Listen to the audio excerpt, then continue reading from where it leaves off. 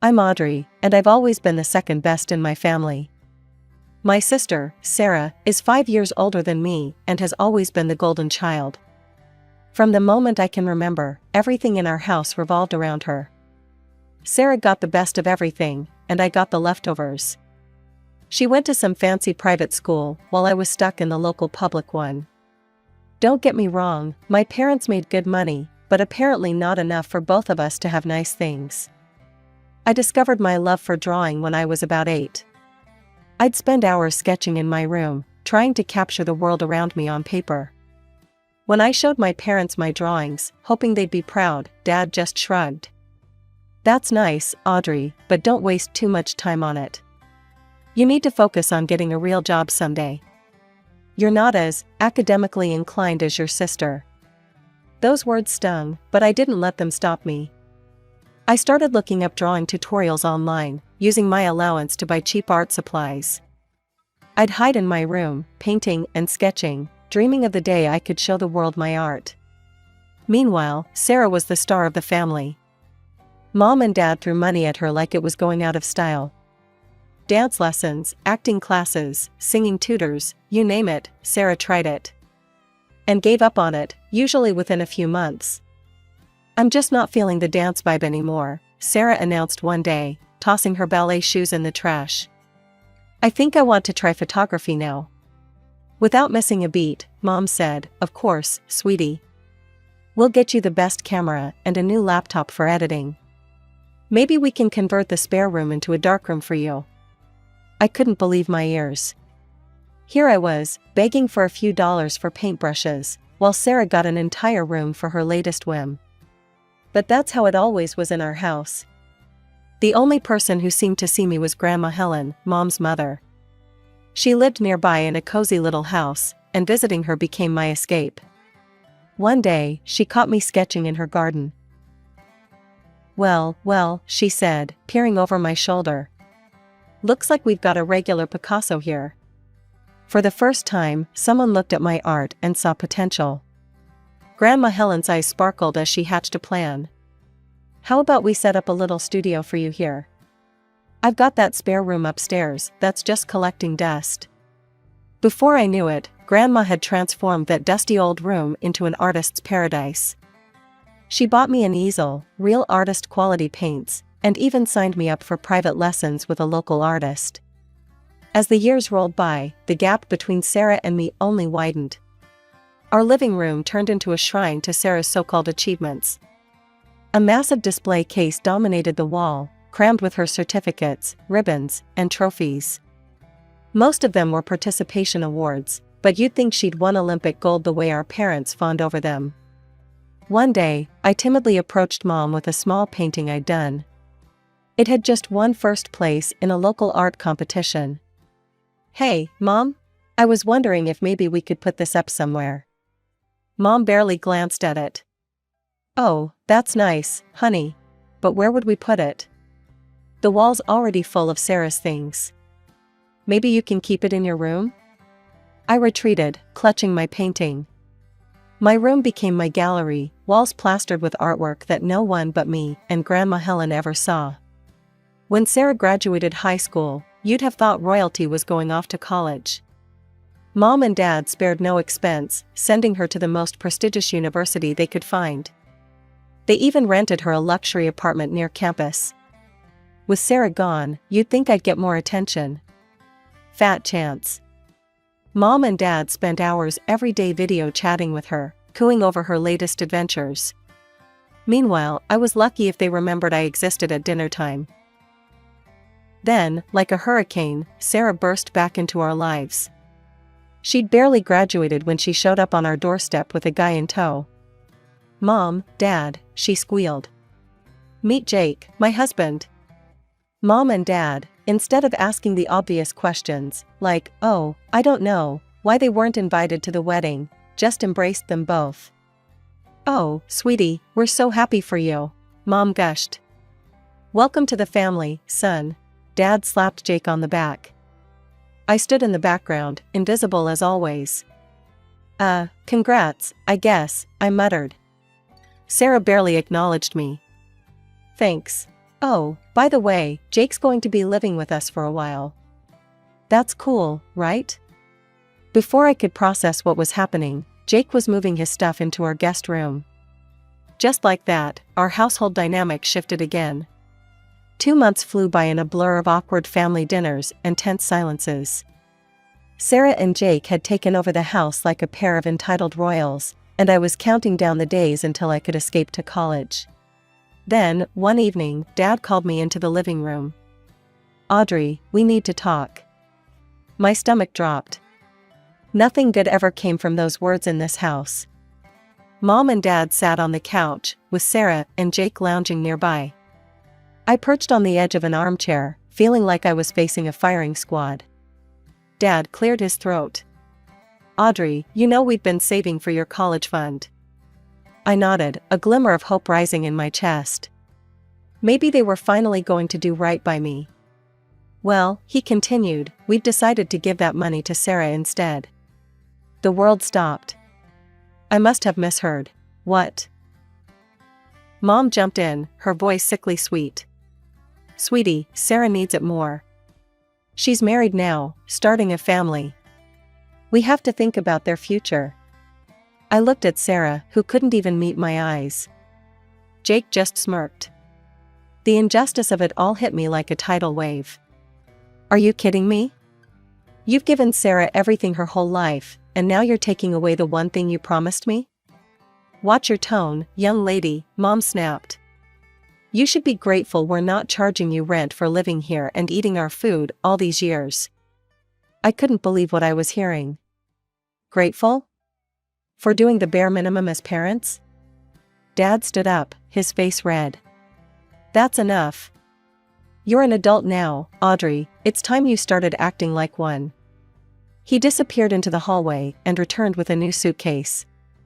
He dropped it at my feet with a thud that echoed through my soul. "Consider this your graduation gift," he said coldly. "Pack your things and get out, tonight." I looked at each of them in turn, Dad's stern face, Mom's averted eyes, Sarah's guilty expression, Jake's smug grin. Not one of them spoke up for me. In that moment, something inside me broke. And in its place, a steely resolve took root. Without a word, I grabbed the suitcase and marched to my room. As I threw my belongings into it, I could hear Sarah's excited chatter through the wall. "Oh my God, Jake. We can turn Audrey's room into my walk-in closet. I've always wanted one of those." Tears stung my eyes, but I refused to let them fall. I wouldn't give them the satisfaction. In less than an hour, I had packed up 18 years of my life. I took one last look around the room that had been my sanctuary, my prison. Then, without saying goodbye, I walked out the front door.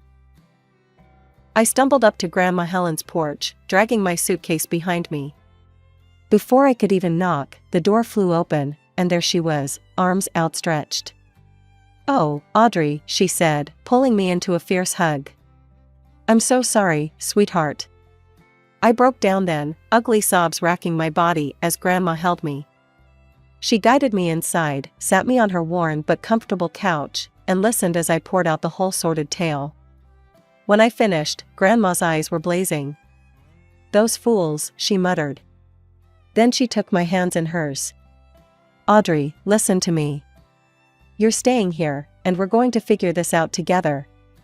I slept fitfully that night, but when I came downstairs the next morning, Grandma was at the kitchen table, surrounded by papers and her laptop. "Sit down," she said, pushing a mug of coffee towards me. "We're planning your college education, I'm paying for it. Now, let's find you a proper art school." Over the next few weeks, Grandma and I pored over college brochures and websites. We finally settled on a prestigious art school a few hours away.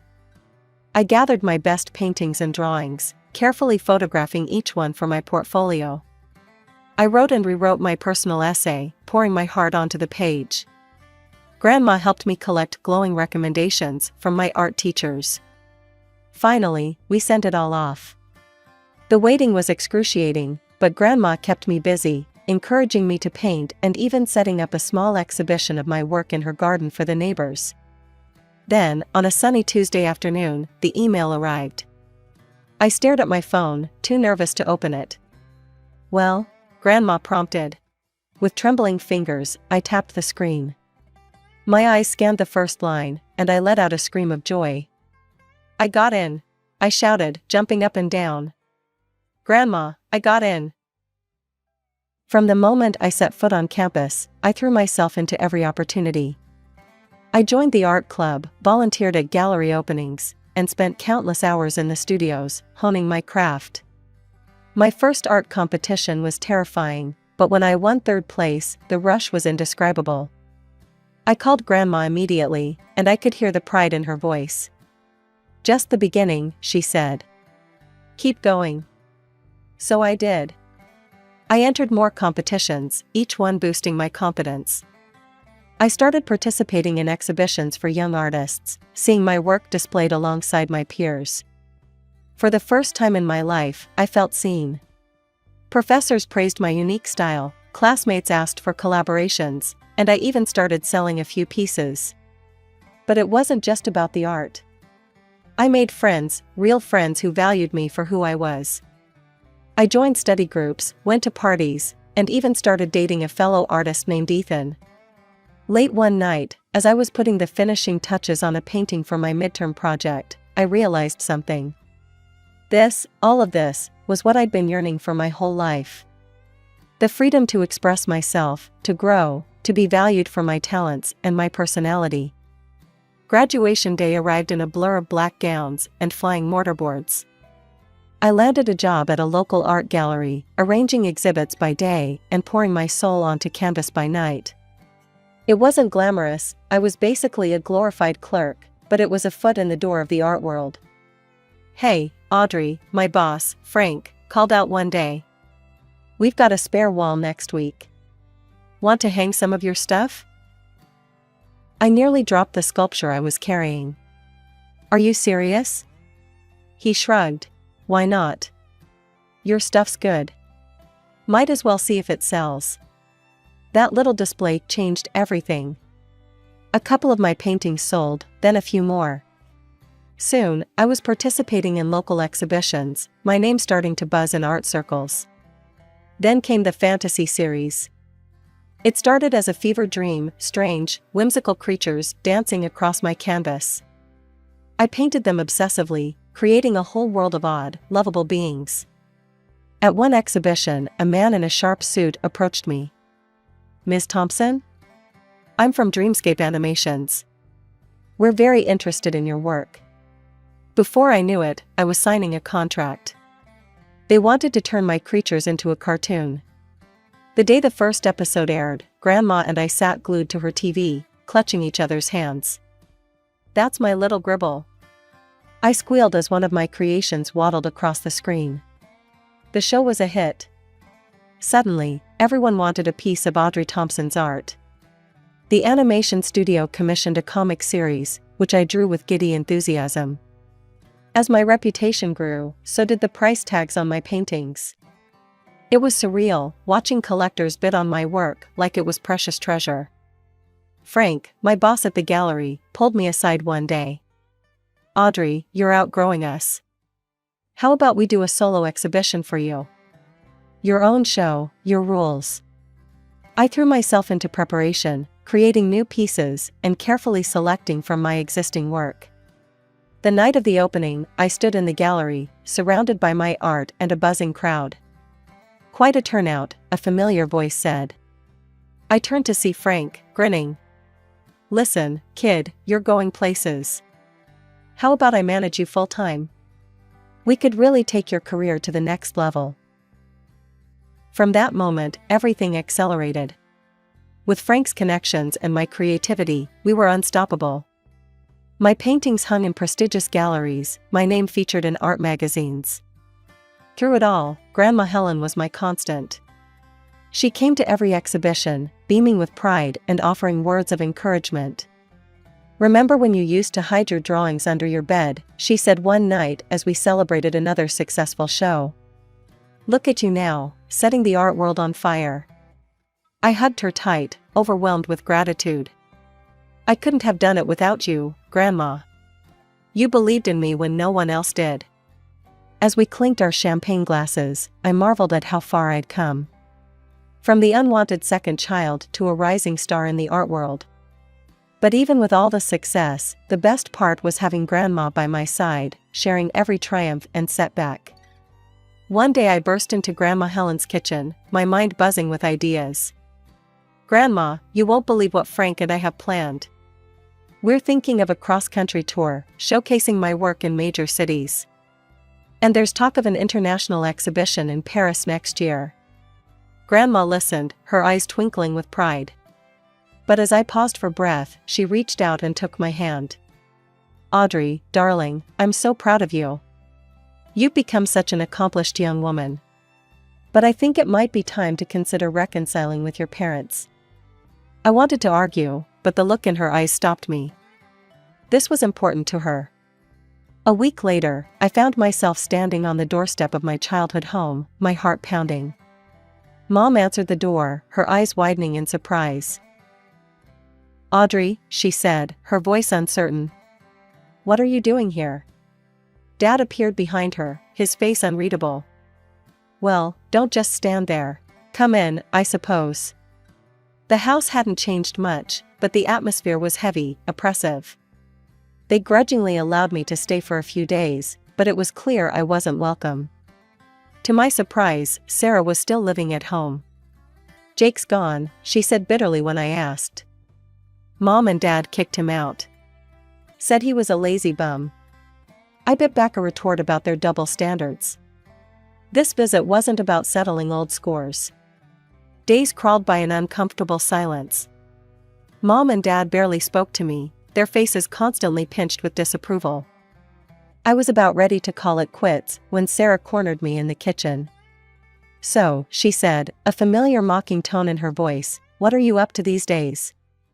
Still doodling?" Something snapped inside me. I straightened up, meeting her gaze. "Actually, I'm one of the most popular and well-paid young artists in the country right now." The kitchen fell silent. I turned to see Mom and Dad frozen in the doorway. Suddenly, their entire demeanor changed. Mom's eyes lit up with a greedy gleam I'd seen directed at Sarah so many times before. "Oh, Audrey," she cooed, trying to take my arm. "Why didn't you tell us? We've been so worried about you." I jerked away from her touch. "I was just leaving, actually." No, Dad interjected. "Stay.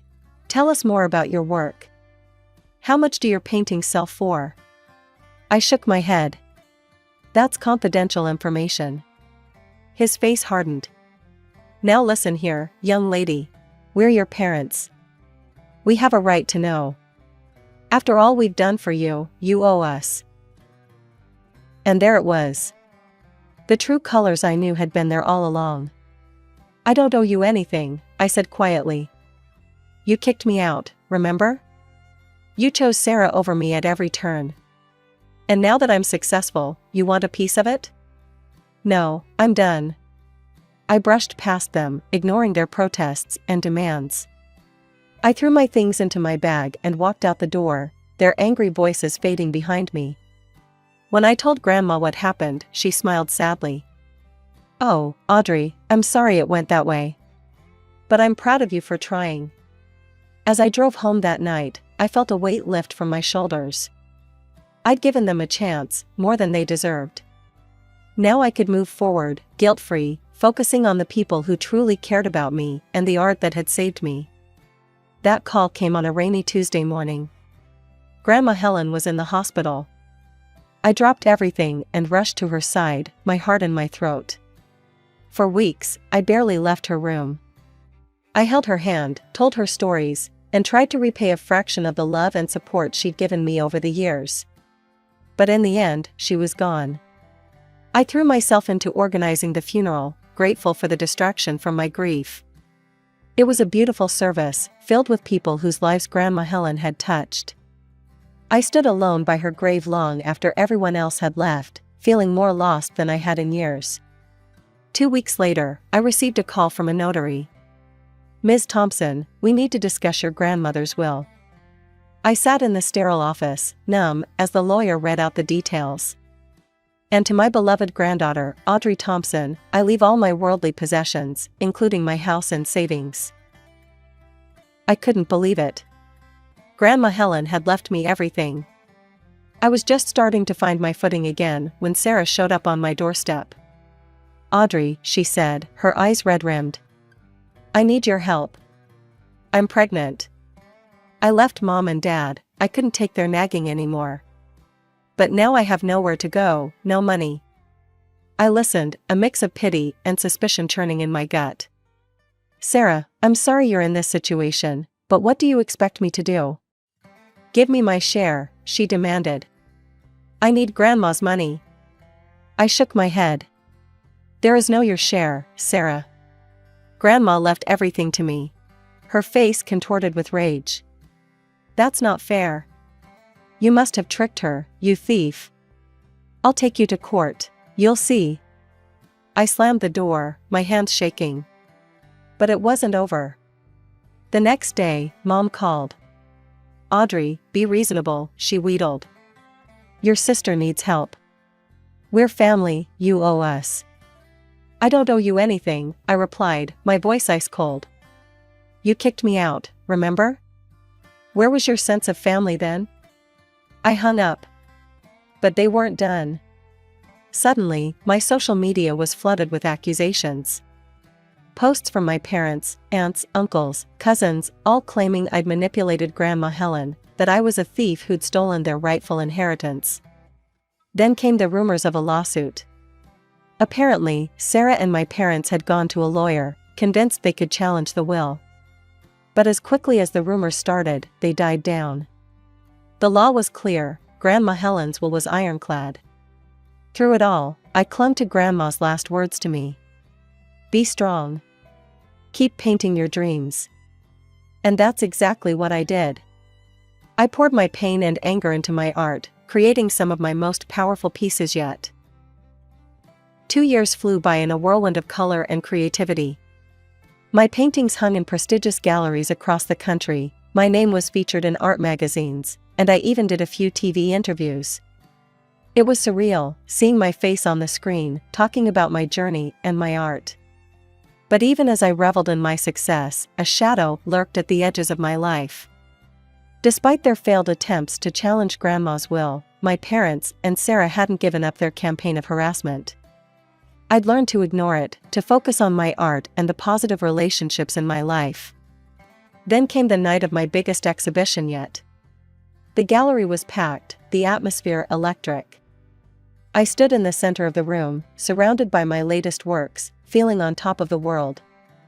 "Audrey, darling, this is your best show yet," Frank gushed, clapping me on the back. That's when I saw them. Mom and Dad, pushing through the crowd, their faces twisted with rage.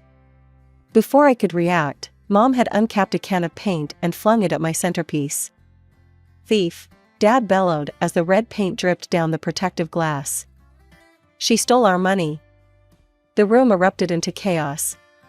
Security guards rushed in, wrestling my parents towards the exit. Guests whispered and pointed, their shocked faces illuminated by camera flashes. I stood frozen, my heart pounding. This was supposed to be my moment of triumph, and they'd turned it into a circus. As the guards escorted my parents out, Mom's shrill voice echoed through the gallery. "She tricked her grandmother. That money should have been ours." The exhibition was effectively over. Even though the paintings were undamaged, thanks to their protective coverings, the mood was shattered. As I watched the last guests trickle out, something inside me hardened. Enough was enough. The next morning, I marched into a lawyer's office. "I want a restraining order," I said, my voice steady. "And I want to sue for defamation." I laid out everything, the social media harassment, the threatening messages, the scene at the gallery. The lawyer listened, his expression grave. "We have a strong case," he assured me. "They've gone too far." The legal process was grueling, but I stood my ground. In the end, the judge ruled in my favor. My parents and Sarah were legally barred from contacting me, or coming near me or my property. The defamation suit was settled out of court, with a public retraction of their claims. As I left the courthouse, I felt a weight lift from my shoulders. For the first time in years, I could breathe freely. In the months that followed, I threw myself into my work with renewed passion. I traveled the world, finding inspiration in bustling cities and quiet villages alike. My exhibitions became events, celebrated in the art world and beyond. But more than the fame or the money, I found joy in giving back. I started a program offering free art classes to kids from low-income families, remembering how art had been my lifeline. Years have passed since that day in court. I haven't spoken to my parents or Sarah since, and I don't intend to. Some bridges, once burned, are better left in ashes. But I'm not bitter. I'm grateful. Grateful for Grandma Helen, who believed in me when no one else did. Grateful for the struggles that shaped me and the triumphs that followed.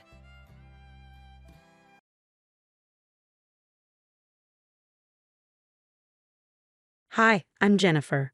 At 32, I'd worked hard to climb the corporate ladder and was proud to call myself an executive at one of Chicago's top marketing firms, earning $195,000 a year.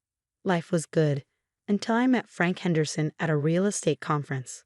"You're the most driven woman I've ever met," he'd say, flashing that dazzling smile that made me forget all my doubts. We got married after a year of dating, and I thought my life couldn't get any better. That's when I met them, Frank's 5 sisters, all divorced and raising kids. At first, they were just scattered voices at family gatherings. "My ex is such a deadbeat," Laura would complain, her 2 kids leaving sticky fingerprints all over my freshly decorated living room. "At least yours pays child support," Barbara would chime in, bouncing a fussy toddler on her hip. They'd smile at me and say, "You're so lucky to have such a successful career, Jennifer." But behind those words, their eyes betrayed something else. Envy, resentment, maybe both.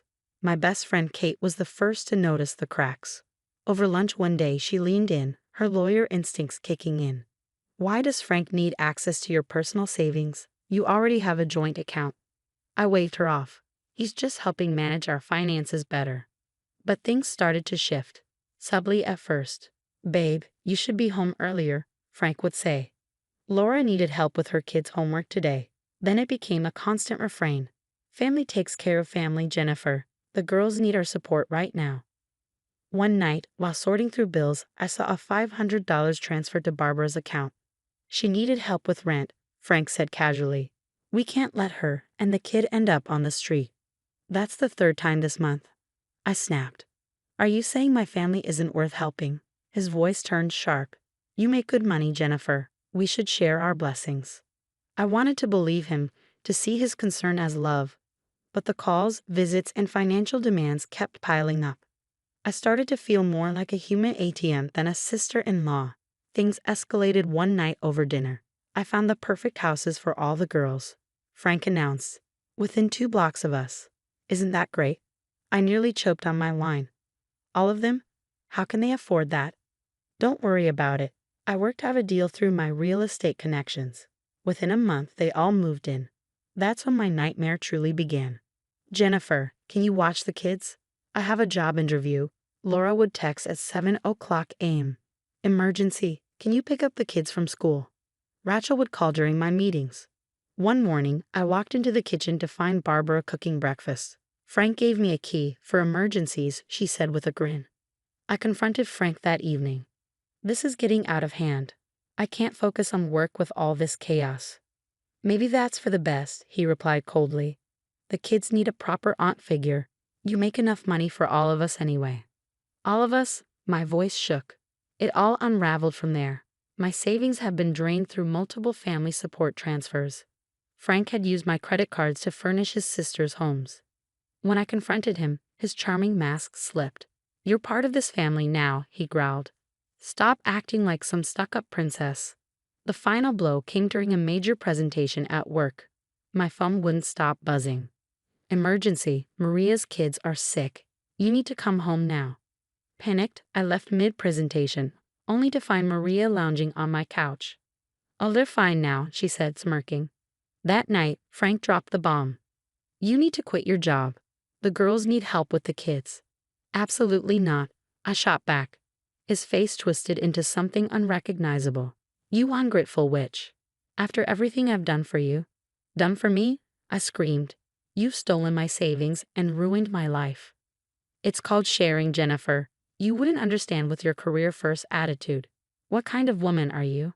In tears, I called Kate that night. "Something's not right," she said firmly. "This isn't love, it's control. Start documenting everything and keep any evidence you can." My once pristine home had turned into a chaotic daycare. My career was barely hanging on. I had anxiety attacks in bathroom stalls, my boss asking if everything was okay. "Just family stuff," I lied. But it wasn't just family stuff. It was the systematic destruction of everything I'd built. My independence, my career, my sanity, all sacrificed on the altar of Frank's family-first manipulation. I didn't know it then, but Frank was playing a much bigger game. The houses, the money, the constant chaos.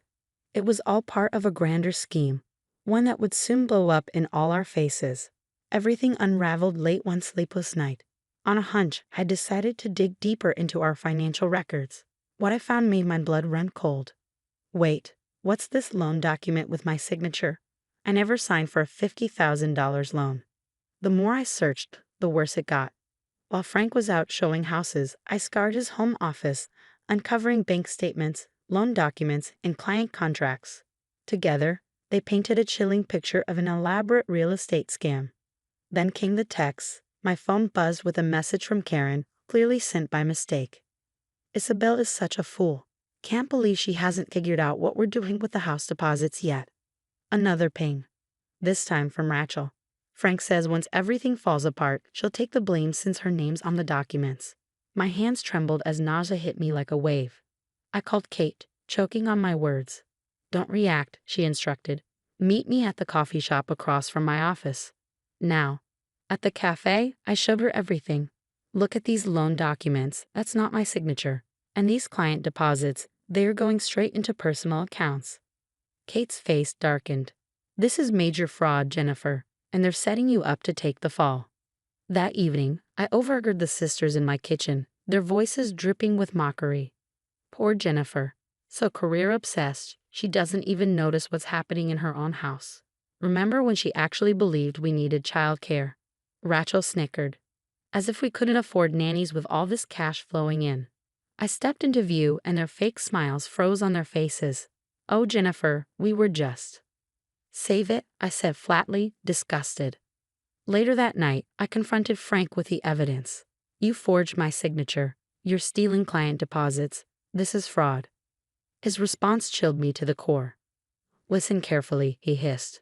"One word to anyone and you'll regret it. Besides, whose name is on all those documents? Not mine.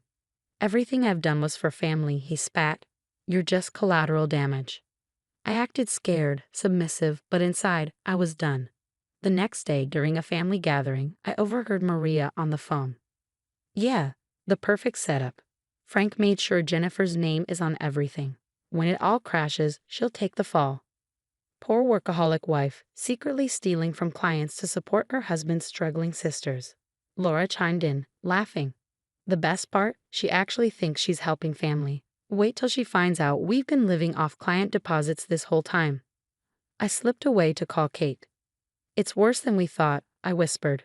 "They're running a full-scale fraud operation, and I'm their scapegoat." "I've been documenting everything," Kate replied, her tone resolute. "But we need to move fast. They're getting sloppy, which means they're close to their endgame." That night, I lay in bed next to Frank, my heart racing. The man I married was a stranger. His sisters weren't victims. They were accomplices. And I was their perfect patsy, the successful career woman primed to take the fall. But they didn't know one thing. I had a plan of my own. The morning I executed my escape plan started like any other. "Don't forget, Laura's kids need picking up at 3, Frank reminded me, his voice casual. "Of course, honey," I said with a smile. Little did he know, I'd never be doing their school runs again. I had spent weeks secretly copying every incriminating document, recording conversations on my phone. The day before, I'd accepted a VP position at a marketing firm in Boston, an upgrade from my current role and 1,000 miles away from this chaos. Meeting Kate at her law firm, we put the final pieces in place. The fraud investigators have everything they need, she confirmed. They'll move once you're safely away. And the restraining order? I asked, my voice wavering. With the evidence of his threats. I had just finished clearing out my office when my phone exploded with notifications. You backstabbing witch, Frank's text read. The real estate board just showed up. A message from Laura followed. How dare you? They're investigating our benefits. I blocked them all and boarded my flight to Boston. Within weeks, everything imploded. Kate kept me updated. Frank's biggest clients are suing for millions, she said during one call. And the sisters' welfare fraud got exposed during the investigation. They're all being evicted. I settled into my new apartment overlooking the Boston Harbor. My new job valued my expertise, and for the first time in years, I felt free. Then the desperate calls started. Baby, please, I can explain everything. I'll change. Jennifer, we're family. We made mistakes, but we need you. I sent all the calls to voicemail. Months later, I read about Frank losing his real estate license. His sisters, no longer able to coast on fraud and welfare, had to find actual jobs. Frank faced tax evasion charges that would keep him occupied for years. Kate called one afternoon. Your divorce is final, she said triumphantly. And guess what? Frank just got served with federal tax evasion charges. And the sisters? I asked. Working minimum wage jobs. Turns out, fraud doesn't look good on our resume. With part of my new salary, I launched a foundation to help women recognize and escape financial abuse. During our first meeting, I shared my story. I thought I was alone, one woman said, tears in her eyes. Thank you for showing us there's a way out. Last week, I received a letter from Maria. We're truly sorry, we were horrible people. Please forgive us. I dropped it in the shredder without responding. Later that evening, my phone buzzed with a message from Kate. Just drove past your old house. For sale by bank sign up. Karma's really doing her thing. Standing by my window, watching the sunset over Boston Harbor, I smiled. My new life was everything I had worked for, and more. No toxic family, no manipulation, no drama. Just me, my career, and my freedom. Justice doesn't always need revenge. Sometimes it just needs time and truth. To all the women trapped in toxic families and relationships, I want you to know this. There's always a way out. Be smart, be brave, and most importantly, be ready to choose yourself.